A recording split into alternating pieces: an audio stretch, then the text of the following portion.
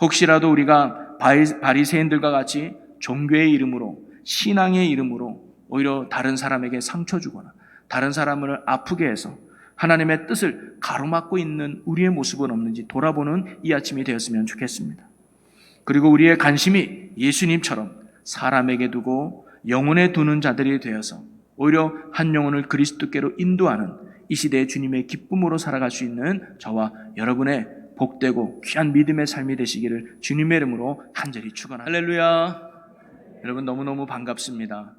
특별히 지난 한 주도 여러분 하나님의 은혜 가운데 여러분 건강하게 잘 지내시고 오늘도 거룩한 주님의 날을 맞아서 주님을 잊지 않고 또 예배를 사모하며 이 거룩한 자리에 나오신 여러분 한 분 한 분을 주의 이름으로 환영하고 축복합니다. 오늘도 믿음으로 나온 이 시간을 통해서 하나님이 주시는 은혜가 크게 임하셔서 새롭게 시작하는 이번 한 주간도 예수 안에 성령의 충만 안에 날마다 승리하며 사는 여러분의 귀하고 복된 삶이 되시기를 주님의 이름으로 간절히 축원합니다. 우리 옆에 분과 인사 나눌까요? 하나님은 당신을 사랑하십니다. 오늘 이렇게 인사 나눴으면 좋겠습니다. 하나님은 당신을 사랑하십니다. 그리고 하나님은 당신을 축복하기 원합니다.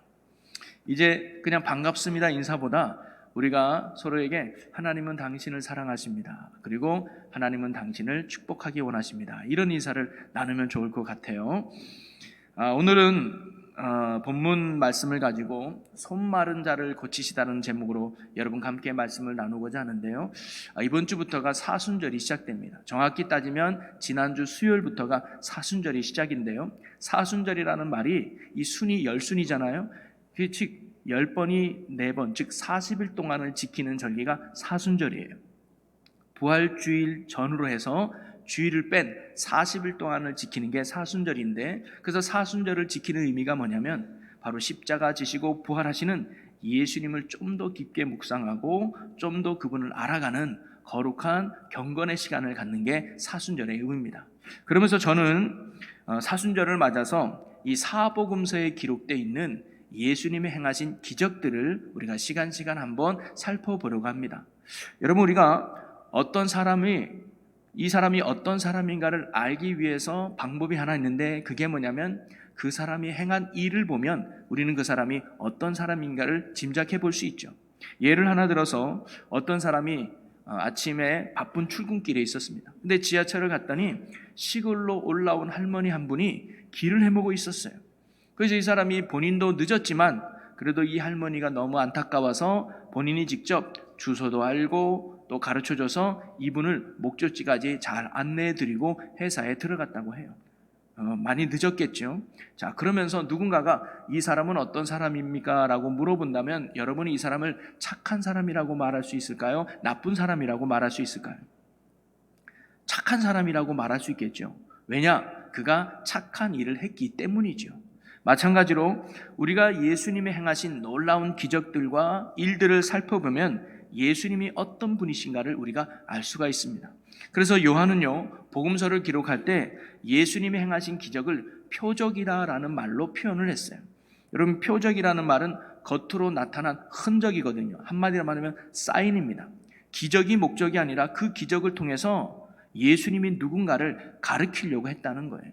그래서 요한복음 20장 30절 31절에 요한은 이렇게 기록하고 있습니다. 예수께서 제자들 앞에서 이 책에 기록되지 아니한 다른 표적도 많이 행하셨으나 오직 이것을 기록함은 너희로 예수께서 하나님의 아들 그리스도이심을 믿게 하려 하며 또 너희로 믿고 그 이름을 힘입어 생명을 얻게 하려 함이니라. 아멘. 바로 예수님이 행하신 기적들을 기록한 이유가 그 이야기를 통해서 예수님을 믿게 하려고, 예수님이 이런 분이구나라는 걸 깨닫고 예수님을 믿고, 그리고 그 믿음으로 말미암아 생명을 얻게 하려고, 구원을 얻게 하려고, 은혜 얻게 하려고 바로 요한은 예수님이 행하신 기적들을 기록했다는 거죠. 그래서 오늘도 우리가 이 사복음서에 기록된 예수님이 행하신 기적들을 우리가 한번 주일날 하나하나 살펴보면서 예수님이 어떤 분이셨는가를 우리가 다시 한번 발견하고, 우리가 예수님을 더욱 믿는 믿음 가운데 세워져서 하나님이 원하는 모습으로 다듬어지고 세워지는 은혜가 말씀을 전하는 저와 듣는 여러분 가운데 함께 하시기를 주님의 이름으로 간절히 축원합니다. 그러면서 저는 오늘 첫 번째로 마태복음에 기록된 한 기적을 여러분과 함께 나눠보려고 하는데요. 이 기적의 내용이 바로 회당에서 한 손 마른 사람을 예수님이 고쳐준 이야기입니다. 오늘 본문에는 세 사람이 등장해요. 하나는 예수님이죠. 또 한 사람은 손 마른 사람이에요. 그리고 또 한 부류는 바리새인들이 등장합니다. 여러분, 예수님은 어떤 분이에요? 구세주죠. 도움을 주는 분으로 등장합니다. 또 손 마른 사람은 어떤 사람입니까? 도움을 받는 사람이죠. 그래서 예수님으로 인하여 고침받은 사람이 손 마른 사람이죠. 바리새인들은 어떨까요? 오히려 그런 예수님을 대적하면서 구원의 기적을 방해하는 회방꾼으로 등장하는 게 바리새인임을 볼 수 있습니다. 사실 우리 주변에도 이 세 부류의 사람들은 늘 존재하죠. 도움을 주는 사람, 도움을 받는 사람, 또는 그것을 방해하는 사람들도 여전히 우리 주변에는 있습니다. 저는 오늘 이 세 부류를 한번 살펴보면서 오늘 우리에게 주시는 하나님의 영적 교훈과 은혜를 함께 나누고자 하는데요. 자, 첫 번째로 예수님은 어떤 분인가? 예수님의 모습입니다. 자, 본문의 기적에 나타난 예수님이 어떤 분인지를 우리가 한번 살펴보고자 하는데요. 예수님께서는 유대인이었기 때문에 회당에 들어가셨습니다. 자, 그런데 회당에 가니까 한쪽 손 마른 사람이 있었어요. 그리고 예수님은 그 사람을 주목했다고 성경은 기록해주고 있죠. 사실 회당 안에는 많은 사람들이 있었을 겁니다. 사람들의 주목을 받을 만한 많은 사람들이 아마 회당 안에 있었을 거예요. 사회의 유지들과 권력자들도 아마 회당 안에 있었을 겁니다. 그런데 예수님은 특별히 사람들이 별 관심을 갖지 않는, 사람들에게 좀 소외돼서 살아갔던 손 마른 사람에게 예수님이 관심을 보였다는 거죠. 이것은 무엇을 보여줍니까? 예수님의 관심과 예수님의 초점은 언제나 연약한 사람, 병든 사람, 가난한 사람들을 향해 있다는 것을 오늘 보여주고 있는 거죠. 예수님은 언제나 그들을 긍휼히 여기며 어떻게든 그들을 고쳐주고 싶은, 어떻게든 그들을 억압해서 자유롭게 해결해주고 싶은 사랑하는 모습을 품고 있는 분이 예수님이라는 사실을 오늘 사건이 우리에게 가르쳐주고 있는 겁니다. 즉, 예수님은 도움이 필요한 사람, 구원이 필요한 사람을 결코 외면하지 않으시는 사랑의 예수님이심을 오늘 본문이 우리에게 가르쳐주고 있어요. 오늘 본문에는 한쪽 손 마른 사람이라고 기록되어 있지요. 그 손이 어떤 손인가는 오늘 본문에 나오지는 않습니다. 그러나 동일한 말씀이 기록된 누가복음에서는 그의 손이 오른손이라고 이야기해주고 있어요. 누가복음 6장 6절에 보니까 또 다른 안식일에 예수께서 회당에 들어가서 가르치실새 거기 오른손 마른 사람이 있는지라. 한마디로 말하면 그는 오른손이 말라서 비틀어서 사용할 수 없는 사람이었다는 거예요. 그런데 대부분 사람들이 오른손을 쓰지 않습니까? 그래서 오른손은 힘을 상징해요. 그래서 성경에서도 하나님의 권능, 하나님의 힘, 하나님의 능력을 묘사할 때는 주의 오른손이라는 표현이 자주 성경에 기록되고 있죠. 이처럼 오른손은 힘을 상징하고 있는데 이 회당에 나온 이 사람은 그 오른손을 쓸 수 없는 사람이라고 보고 있습니다. 지금이야 기계가 발달돼서 손이 없어도 일하는 데 큰 지장이 없지만 당시만 해도 모든 일들이 다 손으로 하는 일이었기 때문에 오른손을 쓸 수 없는 이 사람은 어찌 보면 아무 일도 할 수 없는, 자기를 써주지도 않는 그런 어려운 형편에 놓여 있는 사람이 바로 이 사람이었다는 거죠. 그러니까 당연히 생활 능력은 상실하고 무기력하게 살아갈 수밖에 없는 참으로 불쌍한 사람이 바로 한쪽 손 마른 사람이었다는 겁니다. 그런데 예수님은 이렇게 손이 말라서 아무 일도 하지 못하고 무기력하게 살아갈 수밖에 없는 이 사람을 그냥 두지 않았다는 거예요. 예수님은 그를 고쳐주고자 했다는 사실입니다. 바로 이것이 오늘 우리에게 보여주는 예수님의 모습입니다. 예수님은 오늘도 구원이 필요한 자를 결코 외면하지 않으십니다. 절망과 낙심 속에 빠져있는 자들을 결코 외면하지 않으십니다. 고난과 아픔 속에 신음하는 자들을 결코 외면하지 않으시는 분이 바로 예수님이십니다. 예수님은 능히 그들을 구원하기를 원하고 건져내시기를 원하며 새로운 산 소망으로 고쳐주시기를 원하는 사랑의 주님이 바로 예수님이신 줄로 믿습니다. 여러분, 오늘도요, 여러분이 어떤 어려움과 어떤 힘든가 어떤 연약함 속에 있다 할지라도 예수님은 오늘도 여러분의 힘이 되어주기를 원하고 능력이 되어주기를 원하고 소망이 되어주시기를 원하는 거예요. 이런 예수님의 은혜로 말미암아 여러분의 모든 병들이 치료되고 회복되는 은혜가 여러분의 삶에 넘치시기를 주님의 이름으로 간절히 축원합니다. 자, 그런데 공교롭게 예수님이 이 병을 고쳐주는 그날이 언제냐면 안식일이었다는 거예요. 안 그래도 바리새인들이 안식일에 병 고치는 것이 옳습니까? 라고 따져 묻는 상황인데, 예수님이 안식일 날 이 병자를 고치게 되면 바리새인들은 아마 예수님을 강력하게 비난하고 아마 예수님을 큰 공경에 빠뜨릴 것이 뻔했습니다. 자, 그런데 예수님은 이러한 상황을 알면서도 어떻게 했을까요? 전혀 그들을 개의치 않으시고 그 손 마른 사람의 병을 능히 고쳐주셨습니다. 이는 그를 위해서라면 어떠한 공경도 어떠한 손해도 감수하겠다는 예수님의 사랑의 실천을 보여주었던 거죠. 여러분, 사랑은 결코 쉬운 작업이 아닙니다. 다른 감정들은 그냥 본능대로 하면 돼요. 슬픔도 슬픔은 되고 기쁨도 기쁨을 하면 돼요. 근데 사랑만이 마음대로 되지 않아요. 결코 쉬운 감정이 아닌 거죠. 우리가 구체적인 사랑의 실천을 결심할 때 우리는 항상 사랑의 수고를 치러야 된다는 거예요. 그래서 사랑의 속성은 희생이고 수고라는 사실이죠. 예수님은 다음날 손 마른 사람을 고쳐줄 수도 있었습니다. 그러면 바리새인들의 비난도 받지 않고 어려움도 겪지 않았을 거예요. 그런데 예수님은 그 자리에서 당장 즉시 그 사람을 고쳐주셨다는 거죠. 왜 그랬을까요? 그 사람에게는 하루빨리 건강을 회복하고자 한 간절한 마음이 있었기 때문입니다. 그 사람에게는 하루의 시간도 너무나 귀하고 소중했기 때문에 하나님은 하루라도 빨리 예수님은 그를 건강한 모습으로 회복시켜 주기를 원했던 거죠. 예수님은 사랑하기로 했고 그리고 고쳐주기로 했다면 때론 손해가 보고 공경에 처한다 할지라도 즉시 그를 고쳐주셨다는 것이죠. 여러분, 우리가 하나님의 뜻에 대한 실천은 언제나 즉시 이루어져야 된다는 사실입니다. 데살로니가 전서 5장 19절에 보면 성령을 소모치 말라라는 말씀이 있습니다. 이 말은 성령께서 우리 마음에 부담을 주셨다면, 즉 이 귀한 일을 지금 해라, 이것을 감당해라 라고 성령께서 우리 마음에 그러한 말씀을 하셨다면 바로 즉시 실천해야 된다는 것을 가르쳐주는 말씀이죠. 우리가 그 감동을 소멸하면 나중에 한다고 하면 그때 가면 오히려 그 명령을 수행할 수 없는 환경과 처지에 놓이게 되는 겁니다. 주님의 말씀에 대한 순종은 언제나 지금이어야 한다는 거죠. 그래서 아브라함도 이삭을 바치라고 하는 이 명령 앞에 머뭇하지 않고 아침 일찍 일어나 순종하는 모습을 보여줍니다. 예수님께서는 마음속에 이 손 마른 사람을 고치고자 하는 마음이 들었을 때 내일로 미루지 않으셨습니다.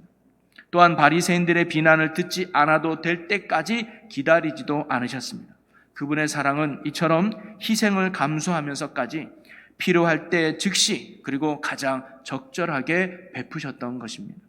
오늘도 우리를 향한 주님의 사랑은 가장 필요할 때 그리고 가장 적절할 때 주님께서 행하시고 계심을 믿으시기 바랍니다. 주님은 결코 은혜 베풀기를 미루지 않으신다는 거죠.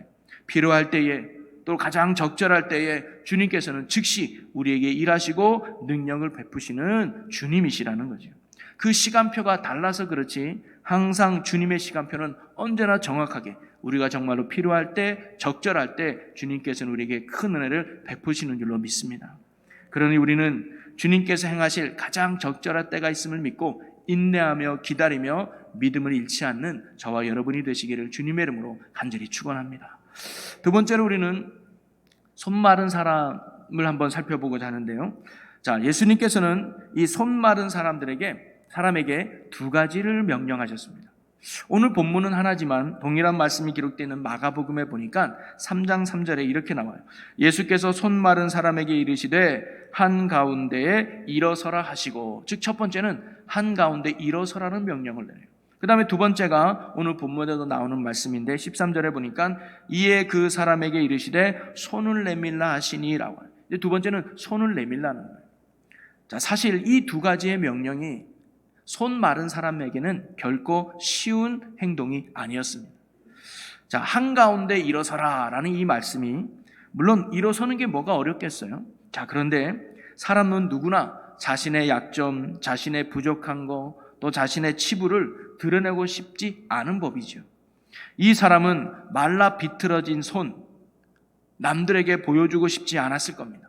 이 손을 들키고 싶지 않았을 거예요.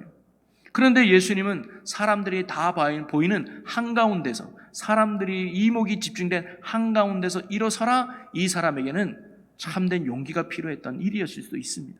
자, 그런데 까짓거 손이야 몰래 숨기고 일어날 수 있죠. 근데 두 번째 명령이 이 사람에겐 더 어려웠던 거예요. 뭐냐면 손을 내밀라라는 말씀입니다. 이제는 대놓고 이 마른 손, 말라 비틀어진 손을 사람들에게 보여줘야만 하는 거예요.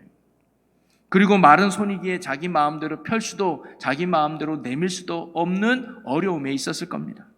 만약 고침받지 못한다면 그곳에 모인 모든 사람들이 내 손이 말라 비틀어졌다는 것을 깨닫게 되고 보게 될 것이고, 그리고 그들의 따가운 시선에 나는 정말로 못 견딜 만한 상황에 이 사람이 놓일 수 있지 않겠습니까? 그러기에 그가 예수님을 믿지 못한다면 결코 그 손을 예수님께 내밀지 못했을 거예요. 자, 그러나 그는 이런 예수님의 말씀에 기꺼이 한가운데 일어섰고, 그리고 기꺼이 예수님께 자기의 손을 내밀었습니다. 순종했다는 거예요. 왜 그랬을까요? 예수님을 믿었기 때문이죠. 그리고 그 결과 그에게 놀라운 기적이 일어나서 그 손이 깨끗해지게 됩니다. 예수님께서는 때때로 우리에게 할 수 없는 명령을 하실 때가 있죠. 그리고 그렇게 명령을 하신 이유는 단 한 가지, 우리의 믿음을 보고자 원하신 겁니다. 정말 너 나 믿냐? 믿으면 말이 안 되는 것 같아도, 할 수 없는 것 같아도 순종하기를 우리 주님이 원하신다는 거죠. 그러기에 우리는 주님의 이러한 말씀 앞에, 명령 앞에 내가 그 일을 할 수 있느냐 할 수 없느냐는 사실 중요하지 않습니다. 이게 말이 맞냐 말이 틀리냐 이것도 중요하지 않습니다. 주님의 명령이기에, 또 주님의 말씀이기에 따르는 것이죠. 오늘 손 마른 자의 순종이 대단했던 것이 바로 여기에 있습니다. 그가 쉽게 할 수 없는 일이었음에도 불구하고 그가 용기를 내서 담대하게 그 말씀대로 순종했다는 거죠. 사실 예수님께서 우리에게 주시는 많은 명령들이 그러합니다. 자, 주 예수를 믿으라 라는 이 말씀도 쉽게 순종할 수 있는 말씀이 사실 아닙니다. 왜냐하면 우리 죄인들은요, 예수님이 누군지를 깨달을 수 있는 능력이 사실 전혀 없습니다. 그분께 감히 나아갈 수도 없습니다. 주 예수를 믿으라 라는 이 말씀 앞에 듣기는 하지만 믿지 못하는 연약함이 우리에게 있죠. 사실 베드로는 주는 그리스도시요 살아계신 하나님의 아들이십니다라고 하는 아주 멋진 신앙 고백을 했지만, 이 신앙 고백을 듣고 예수님이 이렇게 말씀하셨어요. 자, 마태복음 16장 17절 말씀을 보면 예수께서 대답하여 이르시되 바요나 시몬아 내가 복이 있도다. 이를 내게 알게 하니는 혈육이 아니요 하늘에 계신 내 아버지시니라. 아멘. 즉 베드로의 이러한 신앙 고백은 베드로의 힘이 아니었다는 거예요. 바로 하나님께서 믿게 하셨고 하나님께서 알게 하셨다는 거예요. 바로 우리가 오늘 예수님을 나의 구주로 믿고 영접한 사람은 우리의 힘으로 예수님을 믿은 것이 아니라 오직 성령의 역사로 이루어진 줄로 믿으시기를 바랍니다.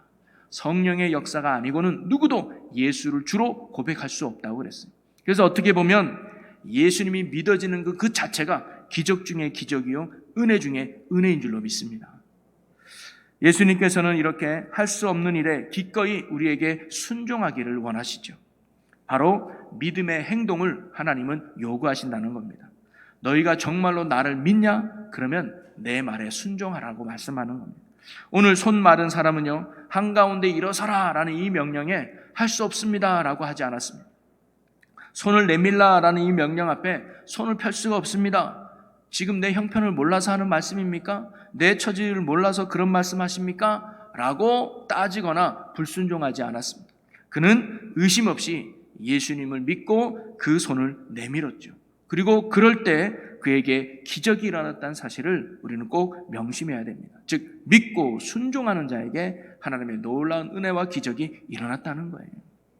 우리가 주님 앞에 나오는 거, 그리고 주님을 깨달아지는 거, 그리고 구원받는 것은 전적으로 하나님의 주권에 달려있지요. 하지만 하나님의 역사하심에도 인간의 책임이 있다는 겁니다. 이건 뭐냐면 하나님께서 일하고자 하실 때, 하나님께서 역사하실 때 인간이 제때 올바르게 순종해야 된다는 거예요. 순종하지 않으면 아무리 구원을 베푸신 하나님의 능력이 크다 할지라도 하나님은 일하시지 않는다는 거죠. 바로 손 마른 자의 순종이 있었기 때문에 기적이 일어났고 그의 손이 깨끗하게 회복될 수 있었습니다. 오늘 저와 여러분도 이 손 마른 자가 보여주었던 그 믿음처럼 주님의 말씀을 믿고 그 말씀을 따르는 온전한 순종의 신앙이 저와 여러분이 되시기를 주님의 이름으로 간절히 축원합니다. 오늘도 주님은 여러분의 구원이 되기 원하고 능력이 되기 원하면서 오늘 주님이 우리에게 원하는 건 바로 그 순종의 믿음이라는 거예요. 그럴 때 우리의 삶에도 놀라운 치유와 기적의 일들이 일어나게 될 줄로 믿습니다. 그리고 마지막으로 한 사람, 이 바리새인들을 한번 우리가 살펴보고자 하는데요. 회당에는 바리새인들이 있었습니다. 그런데 이들은 이웃을 사랑하고 이웃을 돌보는 일에는 전혀 관심을 갖지 않았습니다. 그들의 관심은 다른 곳에 있었습니다. 두 군데 관심을 가졌는데요. 첫 번째는 바리새인들의 관심과 초점은 의식에 있었다는 거예요. 어떻게 하면 율법을 잘 지킬 수 있을까? 어떻게 하면 회당을 잘 운영할 수 있을까? 어떻게 하면 제사를 잘 지낼 수 있을까? 이런 의식이 바리새인들의 중요한 관심사였습니다. 그러니까 예수님이 안식일 날 병을 고쳤다는 이유로 바리새인들이 크게 분노하게 되고 오히려 그런 예수님을 죽이려고 작전까지 세웠다는 거예요. 예수님은 손이 말라 아무것도 못하고 힘들게 살아가야 했던 손 마른 사람에게 사랑을 베풀어서 그를 능히 고쳐주었는데 오히려 이러한 사랑의 행위를 트집 잡아서 바리새인들은 예수님을 죽이려는 음모를 꾸미기 시작했다는 겁니다. 바리새인들의 관심은 사람을 사랑하는 데 있지 아니하고 안식일을 지키는 의식에게만 집중되어 있었던 사람들이 바로 이들이었다는 거예요. 여러분, 우리도 자칫하면 바리새인들과 같은 함정에 빠지기가 참으로 쉽습니다. 사람을 사랑하고 불신자들을 구원에 이르게 하는 것이 교회의 가장 중요한 일인데 우리는 자칫 잘못하면 한 영혼에 초점을 맞추기보다는 우리가 하려는 행사나 우리가 하라는 계획에 몰두하기가 더 쉽다는 거예요. 사실 저도 목사로서 우리 교회가 많이 성장하고 발전하여 이 자리가 가득 차서 정말 큰 교회가 되기는 꿈을 꾸죠. 그러나 교회의 성장과 발전보다 더 중요한 것은 한 영혼이 주님 앞에 온전히 세워지는 것인 줄로 믿습니다. 바로 오늘 본문이 우리에게 그것을 가르쳐주고 있는 거예요. 회당을 잘 운영하는 것도 중요하고 제사를 지내는 것도 중요하고 율법을 중요하는 것도 중요하지만 더 중요한 건 한 영혼을 사랑하고 한 영혼을 살리는 것이 더 중요하다는 것을 예수님이 오늘 가르쳐주는 거죠. 여러분, 예수님께서 이 땅에 오신 것은 잃어버린 자를 찾기 위해서 오셨습니다. 예수님의 관심은 언제나 사람에게 있었습니다. 우리 역시 우리의 가장 큰 관심은 종교적 의식이나 형식에 두는 것이 아니라 한 영혼의 구원에 두어야 될 줄로 믿습니다. 그렇지 않으면 오히려 죽게 나오는 사람을 방해하는 일과 같은 해방꾼이 된다는 사실이죠. 목사로서 또는 속장님으로서 또는 교사로서 또는 성교의 임원으로서 우리가 가져야 될 관심은 업적이나 어떤 행사가 아니라 한 영혼이라는 거예요. 어떻게 하면 이 영혼이 잘 되고 구원받을 수 있을까? 그것이 우리가 늘 가져야 될 아주 중요한 초점이고 관심이라는 거예요. 또 바리새인들이 두 번째로 가졌던 관심은 어디 있냐면 그들은 하나님과 이웃에 관심을 둔 게 아니라 자기 자신에게 관심이 있었다는 거예요.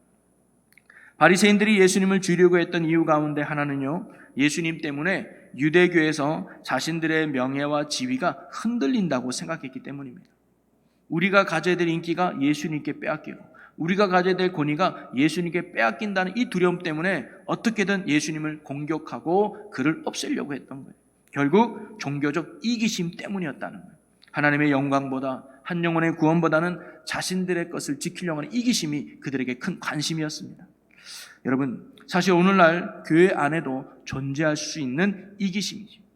교회를 지키기 위해서 교회를 지키려고 하는 이기심 때문에 우리가 영혼들을 잃어버리는 경우가 참으로 많습니다. 오늘 우리가 읽은 본문 앞에 한 부분에 예수님이 이런 말씀을 하셨어요. 7절 말씀인데요. 우리 같이 한번 봅니다. 나는 자비를 원하고 제사를 원하지 아니하노라 하신 뜻을 너희가 알았더라면 무죄한 자를 정죄하지 아니하였으리라. 아멘. 오늘 여기에서 예수님이 나는 자비를 원하고 제사를 원하지 않는다라는 말씀은 제사가 필요 없다, 제사가 무의미하다 이런 말씀의 의미가 아니죠. 예배는 참으로 귀하고 참으로 소중합니다. 그런데 예배 자체가 목적이 아니라는 거예요. 예배는 수단이라는 거예요. 하나님의 삶으로 나가는 수단이 바로 예배가 된다는 거예요. 우리는요, 주일날 예배 드렸다는 것을 강조하면서 그것으로 우리의 신앙의 의무가 끝난 것처럼 착각하며 살아갈 때가 있습니다.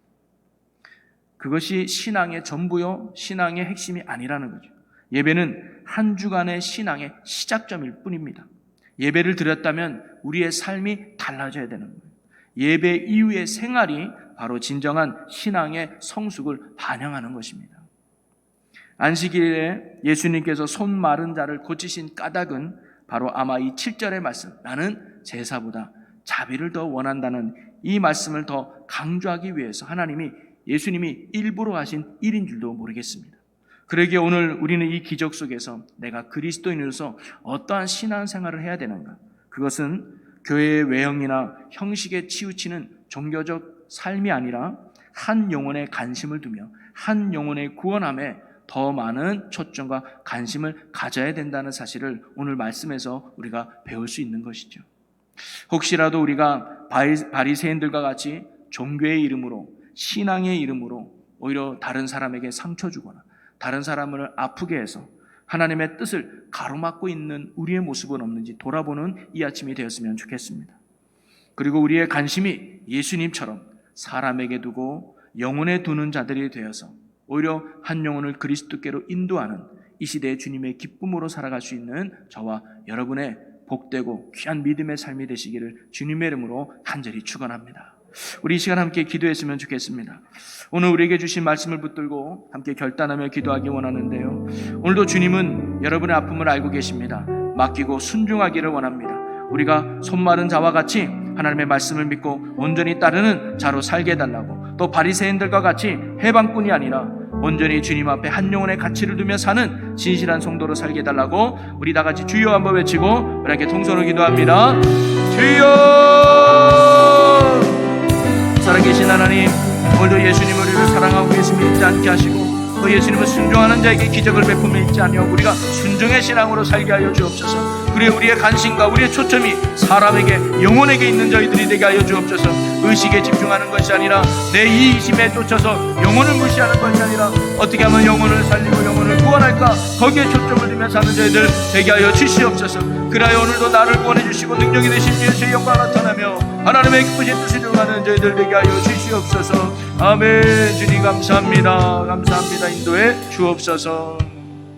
사랑의 하나님, 어찌 보면 오늘날 살아가는 우리가 손 마른 자와 같이 하나님의 은혜가 필요한 자인 줄로 모르겠습니다. 오늘도 주님은 우리의 연약함을 아시고 우리를 구원하시고 은혜 베푸시기를 원하는 사랑의 주님인 줄로 믿습니다. 우리가 그 주님 앞에 말씀에 귀 기울이게 하시고 그 말씀에 순종하는 저희들 되게 해 주시옵소서. 그래야 우리의 모든 인생의 문제가 주님의 능력으로 해결받아 주께 영광 돌리는 아름다운 삶 되게 해 주옵소서. 그리고 우리의 신앙의 관심이 바리새인들과 같이 세속적인 의식이나 내 이기심에 관심을 갖는 것이 아니라 영혼 구원에 관심을 갖고 예수님과 같이 사람을 사랑하는 일에 힘쓰는 저희들 되게 하여 주시옵소서.